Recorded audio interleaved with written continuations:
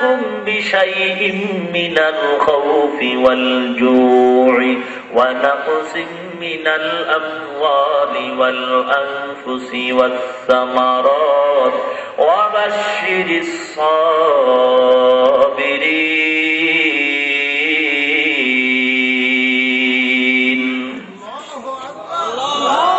আল্লাহ পাক বলেন, আমি অবশ্যই অবশ্যই অবশ্যই বান্দাদেরকে পরীক্ষা করবই করব। কি দিয়ে পরীক্ষা করব? যারা ঈমানদার দাবি করবি, জান্নাত পাইতে চাও, নবীর শাফাত পাইতে চাও, তোমাদের উপরে মুসিবত আসবে, পরীক্ষা আসবে। কিসের পরীক্ষা? মিনাল খাউফি, ভয়ের পরীক্ষা, ওয়াল জুই, ক্ষুধা দিয়া পরীক্ষা করব, ওয়া নাকসিম মিনাল আমওয়াল, সম্পদ দিয়া আমি আল্লাহ সম্পদ নিয়ে যাব পরীক্ষা, ওয়াল আনফুসি, জীবনের পরীক্ষা। ইসলামী পতাকা উড্ডীন করতে গেলে তোমার জীবন থাকবে না। জীবন যদি বাঁচাইতে চাও তো ইসলামের পতাকা উঠবে না। নবীর ইজ্জত রক্ষা যদি করতে চাও তো জেলখানায় যাওয়া লাগবে, কষ্ট মার খাওয়া লাগবে। ইমানকে যদি মজবুত করতে চাও, নবীর যদি আদরের উম্মত হতে চাও, নবীর ইজ্জত রক্ষার জন্য যদি তুমি বাঁচাইতে চাও, তোমার এখন পরীক্ষা। জীবন বাঁচাইতে গেলে নবীর ইজ্জত বাঁচবে না, আর যদি নবীর ইজ্জত বাঁচাইতে চাও তো জীবন তোমার বাঁচবে না। এই মুহূর্তে তোমার জীবনের পরীক্ষায় পাশ করা লাগবে। আমার জীবনটাও যদি চলে যায়, আমার রক্তের উপরে সমস্ত বেঈমান গোসল করতে থাকবে, কিন্তু রক্ত দিয়া আমি চাই আমার রক্তের এই রংটা দিয়া আমার নবীর ইজ্জত যেন লাল হয়ে দুনিয়াতে থাকে। মুসলমান আল্লাহর গোলাম, ওয়া নাকসিম মিনাল আমওয়ালি ওয়াল আনফুসি ওয়াস সামারাত, ফসল দিয়ে আমি আল্লাহ পরীক্ষা করব। ক্ষেতের মাধ্যমে আমি আল্লাহ ফসল বাড়াবো, আবার নিয়ে যাব। ওয়াবাশশিরিস সাবিরিন, যারা ধৈর্য ধারণ করবা তারাই সফল কাম মানি তারা জান্নাতি। ইন্না ফি যালিকা লাআয়াতিন লিকুল্লি সাব্বারিন শাকুর, ধৈর্য ধারণকারী আমি আল্লাহর দরবারে অত্যন্ত প্রিয়। এই মুসিবত তোমাদের উপর আসবে, পরীক্ষা আসবে। এমন কোন ইমানদার কবরে যায় নাই যার উপরে পরীক্ষা আসে নাই। পরীক্ষা আসার কোয়ালিটি, ইমানদার যত পাকা পরীক্ষা তার তত কঠিন। নবীদের পরীক্ষা এত কঠিন, বাবায় তাকায় তাকে সন্তান পানির মধ্যে ডুবে যায়, অন্তর ভৈরে কান্না আসতেছে, সহ্য করতে পারে না। ডাক দিয়ে সন্তান আয় আমার কাছে আয়, আমি একটা নিরাপদ নৌকায় বসে আছি, তুইও নৌকার ভিতরু। আল্লাহ ডাক দিয়ে সাবধান পয়গম্বর, আমি আল্লাহর গোলামির মধ্যে কোনো শরীক চলবে না, তোমার সন্তানের পরিচয় থাকবে না। কারণ সন্তান আমি আল্লাহর ইজ্জতের জন্য জীবন দিতে চায় না। অতএব কারণে তোমার সন্তান হতে পারে, তবে তোমার আপন কিছু নয়। ওকে তুমি আর একবার ডাক দিবা বলে আমি আল্লাহ তোমার নবুয়তের দপ্তর থেকে নাম কাইটা দিব। মুসিবত করো, কত কঠিন মুসিবত। এই মুসিবতের মধ্যে যদি পার পাইতে চাও, পাস করতে চাও, আল্লাহ পাক বলেন আমি আল্লাহর স্মরণ করো। যা প্রয়োজন আল্লাহর কাছে চাও, আল্লাহর কাছে কোনো অভাব নাই। মানুষের কাছে চা লাভ নাই, কারণ মানুষের কাছে চাইলে বিরক্ত হয়, রাগ হয়, বেজার হয়। মুসলমান আল্লাহর কাছে চাও, আল্লাহ রাগ করেন না, বেজার হন না, কারণ আল্লাহর কোনো অভাব নাই। এ আল্লাহর গোলাম, তুমি আল্লাহর কাছে চাও, মাজারে চাইয়াও কোনো লাভ নাই, মাজারের কাছে চাইলেও কোনো লাভ নাই। মাজারওয়ালাও ঠেকা আমার আল্লাহর আদালতে। মাজারালাকে এক সময় পিসাব ছিল, এই তো। আচ্ছা, বর্তমানে যারা পিসাব আছে, আপনারা মুরিদ যারা আছেন, পিসাবের কাছে গিয়ে এখন পিসাব আমারে 10 লাখ টাকা দেন, দিব? আমার একটা বিল্ডিং করে দেন, দিব? চিন্তা থাকতে দিব না, মরার পরে দিব কেমনে? চিন্তা করেন তো। জিন্দা থাকতে আপনাকে দেয় না, বরং কৌশলে আপনার দেখায়। কি বলেন? বহুত কৌশল করে আপনার দেখাইতেছে, আপনাকে দুনিয়া থাকতেই দেয় না, মরার পরে কি দিব? কি আজীব ব্যাপার। হে আল্লাহর গোলাম, 2 নম্বর কথা, মাজারে চাও কেন? আল্লাহ দেওয়ার ক্ষমতা নাই, এই জন্য।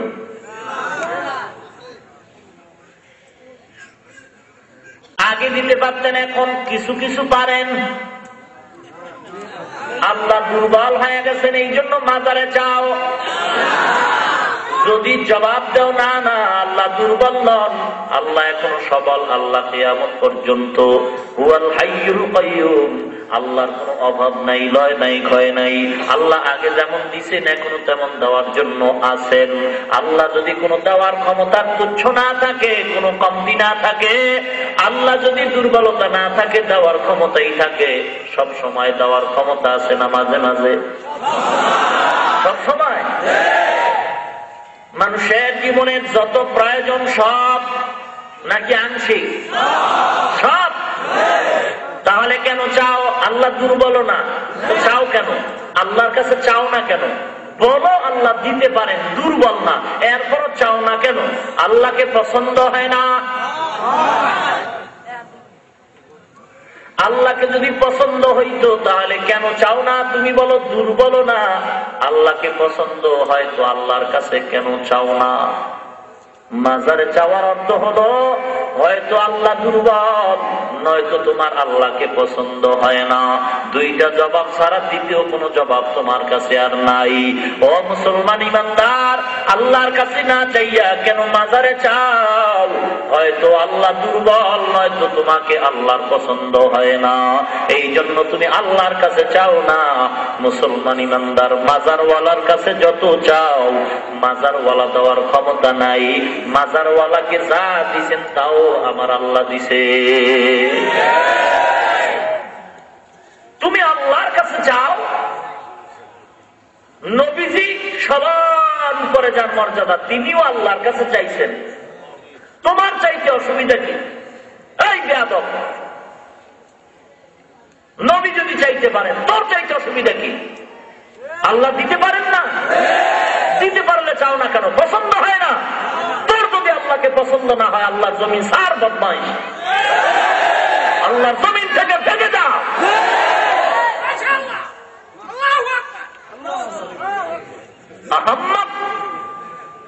আল্লাহকে যদি পছন্দ না হয় তো আল্লাহর দেওয়া পানি পান করো কেন? বেহায়া। আল্লাহকে যদি পছন্দ না হয় তো আল্লাহর দেওয়া জমিনের ফসল খাও কেন? এই যে মোখারাম।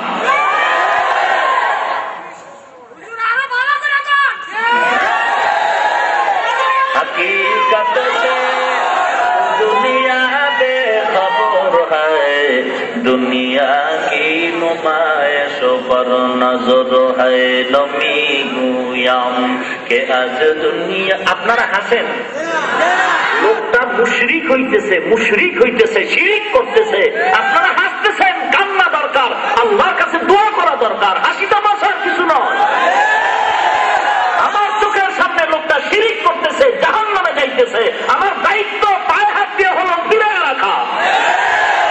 हकीकत से तू दुनिया बेखबर है, दुनिया की नुमाइश पर नजर है, नमी गोयम के आज दुनिया जुदा बाश, बहार कारे के बाशी बा खुदा बाश, जिससे दुनिया आज खुदा गाफिल बुदन, मैं खमाशो नकरा हो पर जिंदोजान, दुनिया में हो दुनिया का तलबगार नहीं हो, दुनिया में हो दुनिया का तलबगार नहीं हो, बस बाजार से गुजरो खरीदार नहीं हो, बाजार से गुजरो खरीदार नहीं हो।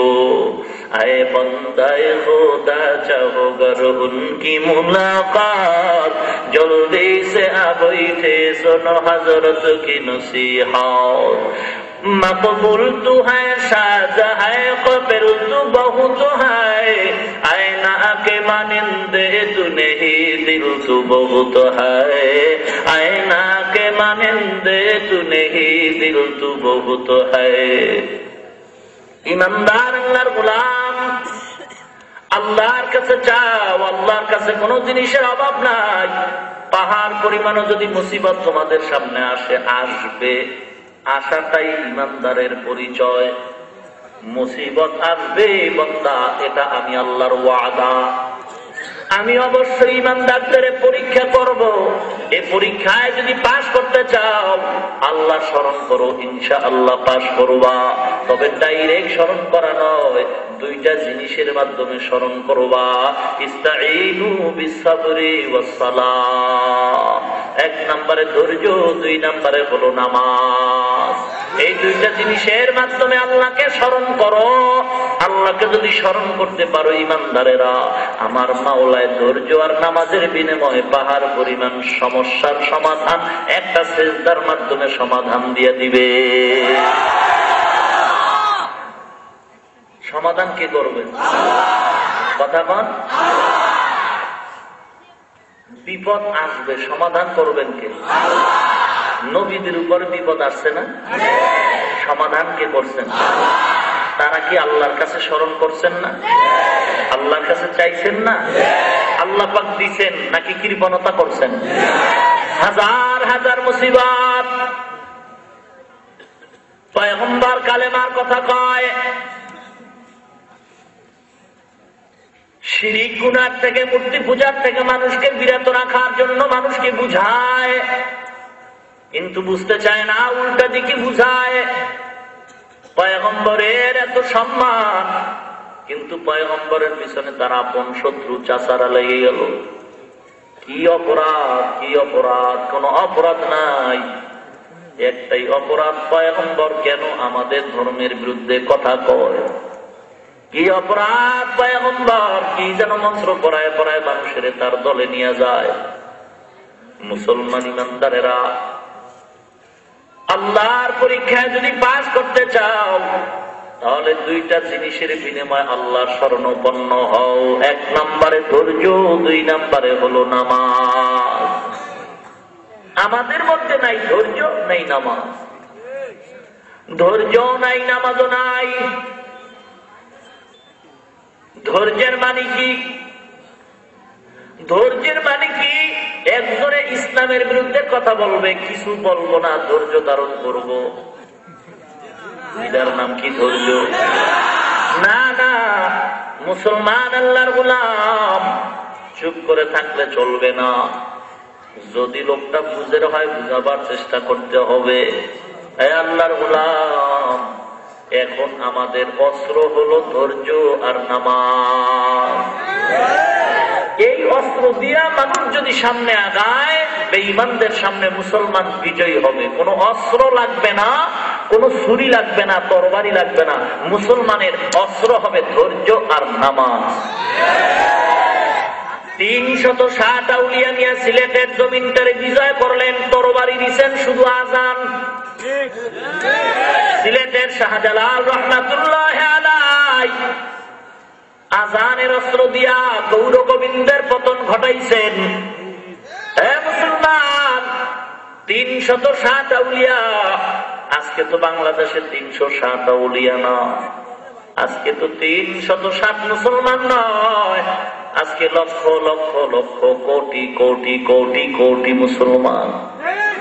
টুপিওয়ালার অভাব নাই, মাদ্রাসার অভাব নাই, মসজিদের অভাব নাই। এত আলেম, এত উলামা, এত ইমাম, এত মুক্তাদি, এত মাদ্রাসা, এত মসজিদ, এত মুসল্লি। জুমার দিন মসজিদ যত বাড়ে, মানুষও বাড়ে।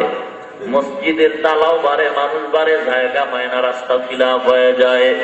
এত লোক এত লোক এত ওয়াজ, তুলনামূলক তাবলীগ বাড়ে, লোকও বাড়ে, ওয়াজও বাড়ে, লোকও বাড়তেছে, জায়গা হয় না, জায়গা হয় না। এ মুসলমান ইমানদার, 360 আউলিয়া নয়, আজকে লক্ষ লক্ষ লক্ষ লক্ষ মুসলমানের সামনে আমার আপনার সকল মাখলুকাতের শ্রেষ্ঠ পয়গম্বর, ওই পয়গম্বর সম্পর্কে কটূক্তি করা হয়। পয়গম্বর সম্পর্কে একদল বেঈমান বলতেছে পয়গম্বরের দাড়ি মোবারক নাকি ছাগলের দাড়ির মতো ছিল। একদল বেঈমানেরা কয় পয়গম্বর নাকি দুনিয়ার সবচেয়ে বড় লোভী ছিল, লোভ সামলাইতে না পারিয়া, পয়গম্বরের লোভ কন্ট্রোল করতে না পেরে নবীজি একাধিক বিবাহ করে যৌবনের চাহিদা পূরণ করেছে। মুসলমান ইমানদার, নাউযুবিল্লাহ বললেই তো ইমানের হক আদায় হবে না। জীবনের মায়া ত্যাগ করে দাও। মুসলমানের জমিনটা মুসলমানের জমিন, এই জমিনটাই দেশটা মুসলমানের দেশ, জমিনটা বড় পবিত্র জমিন, এই জমিনটার মধ্যে কোনো অপরাধীর জায়গা না।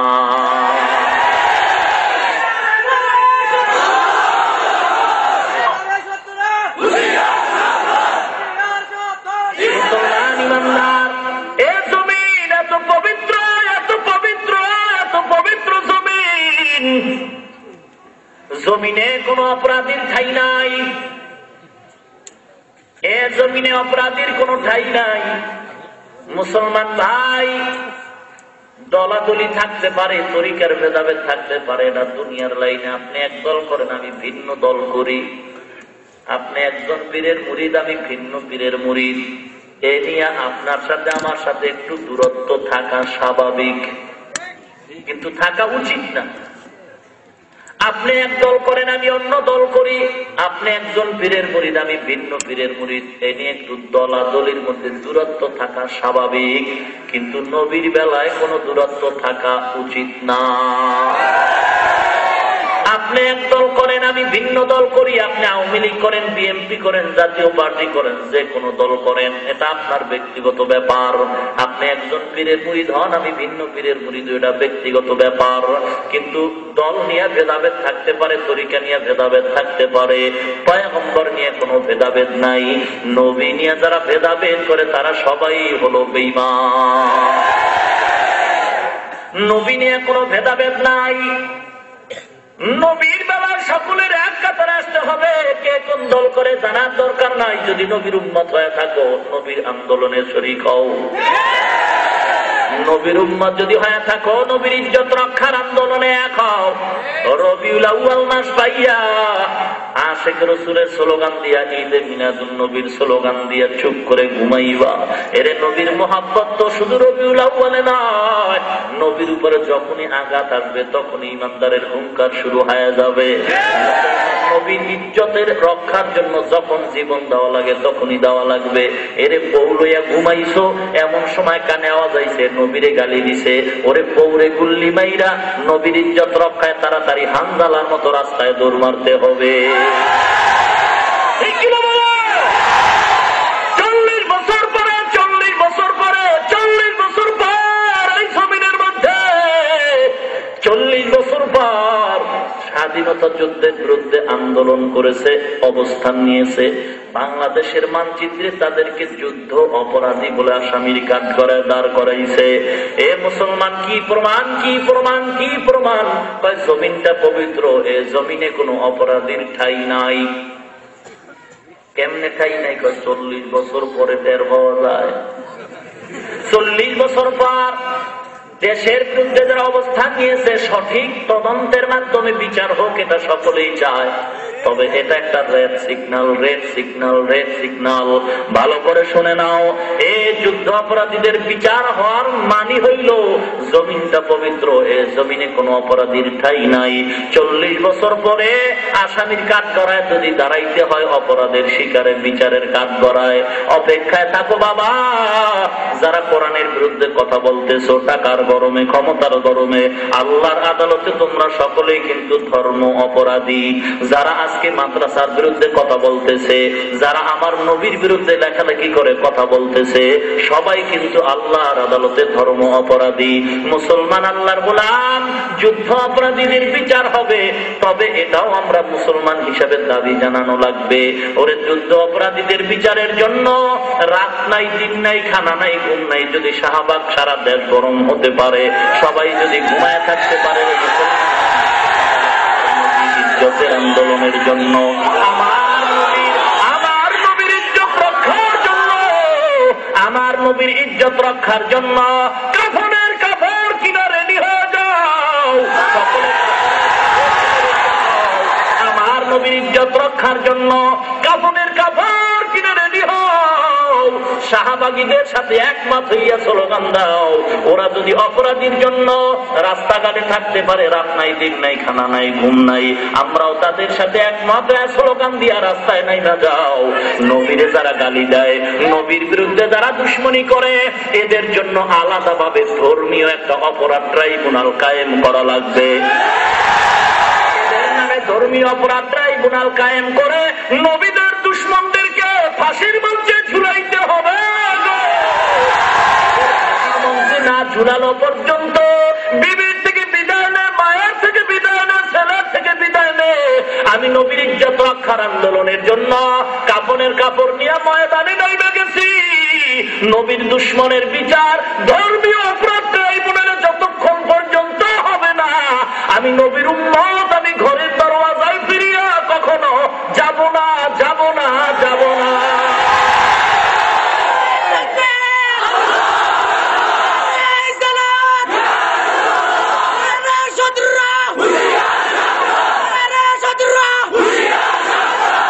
মুসলমান ইমানদার, আল্লাহর নবীর দুশমনের বিচারের জন্য কি রাত রাস্তায় কাটাইতে পারবো না? আল্লাহর নবীর দুশমনের বিচারের দাবিতে কি খানা বন্ধ করা যাবে না? সাহায্য করবেন আল্লাহ। অস্ত্র দুইটা রেডি রাখো, ধৈর্য আর নামাজ। কোন তরবারি লাগবে না। এইটা যারা কয় যে ট্রেনিং লাগবো, তরবারি লাগবো, ওরাও মুনাফিক, ইহুদির দালাল। কিচ্ছু লাগবে না, নামাজ আর ধৈর্যের অস্ত্র ঠিক কর। রাস্তায় নামবি, বেঈমান অস্ত্র নিয়ে আইবো, খাবা মাইরা অস্ত্রটা হাতে নিবি, বলবি শক্তি পামু কই, ফিরিস্তা আইসা সহযোগিতা করবো।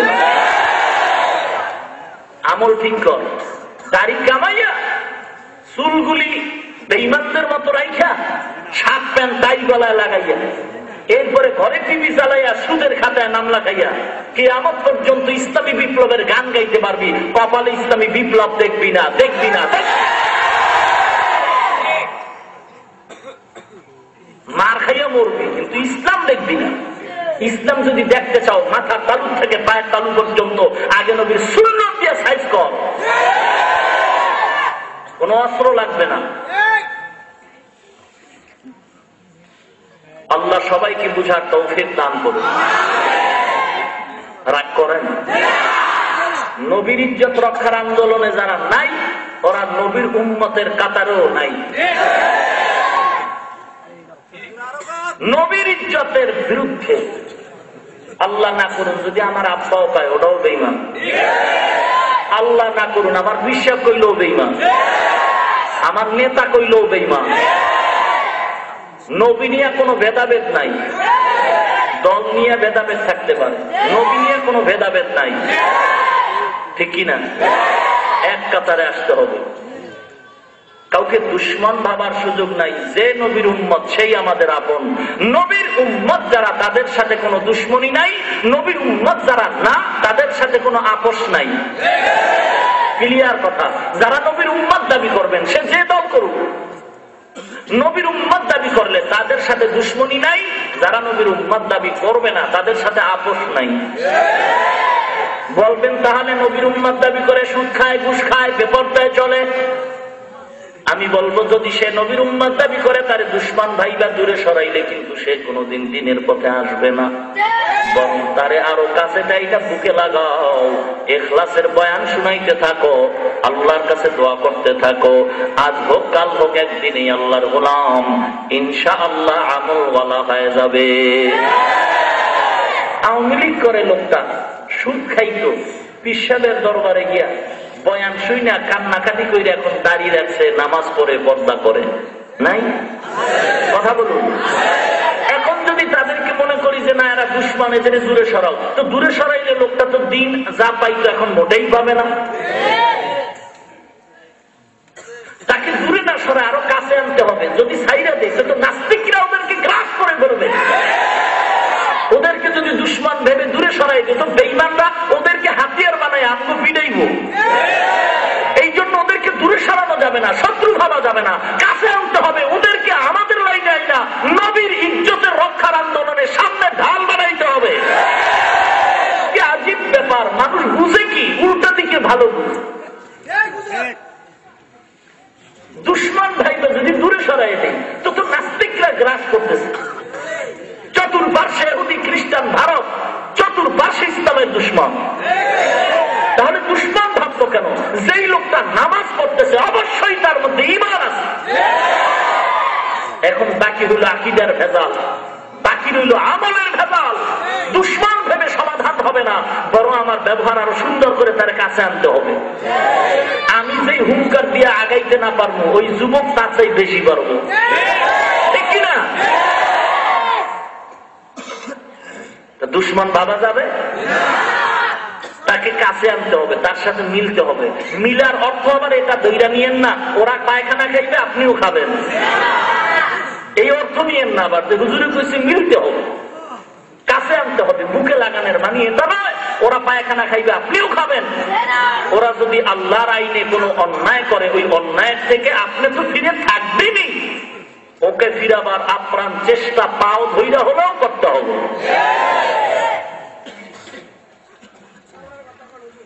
আল্লাহ ইয়া আইয়ুহাল্লাযীনা আমানু ইসতাঈনু বিস-সাবরি ওয়াস-সালাহ ইন্নাল্লাহা মা'আস-সাবিরিন। হে ঈমানদারেরা, আল্লাহর শরণাপন্ন হও ধৈর্য আর নামাজের মাধ্যমে। যুবক বয়ান শুনছে, বয়ান শুনে মনটা নরম হয়ে গেছে। মনে জীবনে বহু আশা ছিল, অনেকটাই পূরণ হয়ে গেছে। রাস্তায় নাই দেখছে নাচ গান হয়, মনে চাইছে একটু নাচ গান আমিও শুনবো করবো, আশা পূরণ হয়ে গেছে। মনে একদিন আশা করছে সিনেমায় যাবে, তাও পূরণ হয়ে গেছে। মনে মনে একদিন আশা করছে মদের বোতলটা কেমন একটু টান মেরে দেখি, তাও পূরণ হয়ে গেছে। মনে মনে যুবক আশা করছে পিড়ির মধ্যে কি মজা, টান মেরে দেখি, তাও পূরণ হয়ে গেছে। পূরণ আশা পূরণ কইরা আজকে ওয়াজের প্যান্ডেলে বৈশা হঠাৎ করে মন ঘুরে গেছে। জীবনের মানুষের বহু আশা থাকে, আমার আশা তো কম করলাম না, পূরণও তো হয়ে গেল।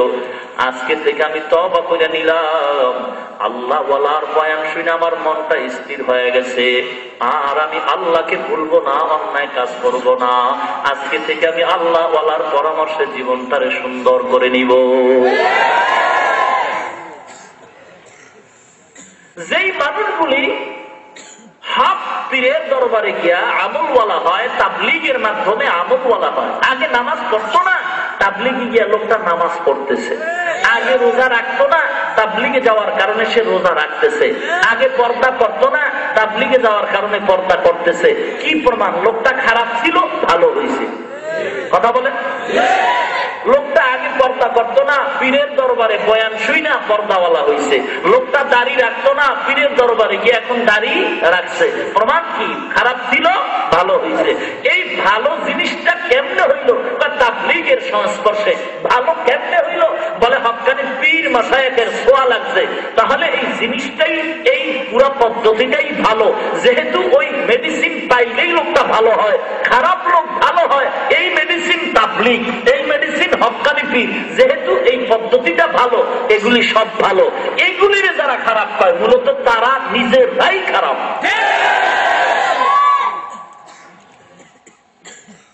তাবলীগ করে কেউ বেপরদাওয়ালা হইছে, গাঁজাখোর হইছে, হারামখোর হইছে, বিশ্বাস হক্কানি আল্লাহওয়ালার মুরিদ হইয়া কেউ বেপরদাওয়ালা হইছে? লোকটা ভালো হইছে। ভালো হইলে খারাপ কাউ কেন? তুমি খারাপ। আর সহ্য ব্যাপার, নামাজ পড়তো না, এখন নামাজ পড়ে। আর যদি এমন হয় যে পীর সাহেবের দরবারে গিয়ে আগে বিড়ি টানতো, এখন গাঁজা টানে। হ্যাঁ, আগে বিপর্যয় এত চলতো না, এখন বেশি চলে। আগে মদের বোতল থাকতো সপ্তাহে একটা, এখন ডেলি 2টা। তো বুঝা গেল লোকটা খারাপ হয়েছে। লোকটা কি হয়েছে? তখন বলা যায় যে ওই যেখানে গেছে ওই দরবারটাই খারাপ, এখানে বলা যায়। কিন্তু একচাটিয়া এই কথা বলার সুযোগ নাই যে পীর মুরিদি শিরিক, তাবলীগ ভালো না। যে বলবে আমি বলবো সে নিজেই ভালো না। আর এরকম বলনেওয়ালার অভাব নাই। ইমামে আজম আবু হানিফা রহমাতুল্লাহ আলাইকে যেই লোকটা মুনাফিক বলতে পারে, কি না পারে? ইমামে আজম আবু হানিফা রহমাতুল্লাহ আলাইকে মুনাফিক বলে। খাজা মঈনুদ্দিন সম্পর্কে মন্তব্য করে গাজা মঈনুদ্দিন। এই বয়ান করতে গিয়া জনমের মতো জোতা পেটা খাইয়া জীবন নিয়ে কোন রকম বাইসে আসে। তথাকথিত বড় আলেম, দেওবন্দে লেখাপড়া করছে, বড় বড় ঢাকার বড় বড় মাদ্রাসায় হাদিস পড়াইছে। আজকে না জানি ইহুদির দালাল হয়ে টাকায় বিক্রি হয়ে গেছে। এখন পীর মুরিদি হারাম, মাযহাব ভালো না, ইমাম টিমাম লাগে না, ইমাম আবু হানিফা একটা মুনাফিক, এরকম ফতোয়া দিতেছে জুতা পেটা খাইয়া। এরপরে আসছে 30শে জানুয়ারি, পত্রিকার নাম মানব জমিন, পৃষ্ঠা নাম্বার 6। কি ফিডার খাইল যদি মনে চায় খুলে দেখেন। খুব সাবধান আমাদের সমাজে। হ্যাঁ, অন্যায় নাই এমন কেউ দাবি করতে পারবে না। যেই অন্যায়টা আছে ওইটাকে তুলে ধরো। তাও কোথায়? মাইকে না, জনগণের সামনে নয়, যে করে তার কাছে যাও, তাকে সংশোধন করার চেষ্টা করো। অন্যায় নাই, ভুল নাই এমন না, কম বেশি অবশ্যই আছে।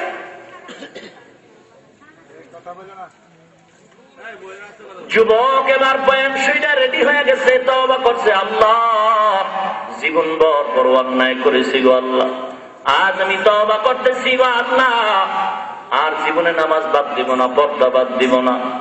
যুবক এবার আল্লাহ ওয়ালার সাথে সম্পর্ক লাগাই দিছে। বয়ান শুনছে, 2টা অস্ত্র রেডি রাখবে। 1 নম্বরে ধৈর্য, 2 নম্বরে নামাজ।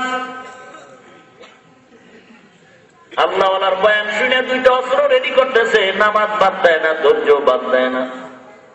যুবকের যৌবন বাড়তেছে, বিবাহের খাহেজ বাড়তেছে, কিন্তু গরিব, টাকা নাই, বাড়ি নাই, ঘর নাই, অসহায়।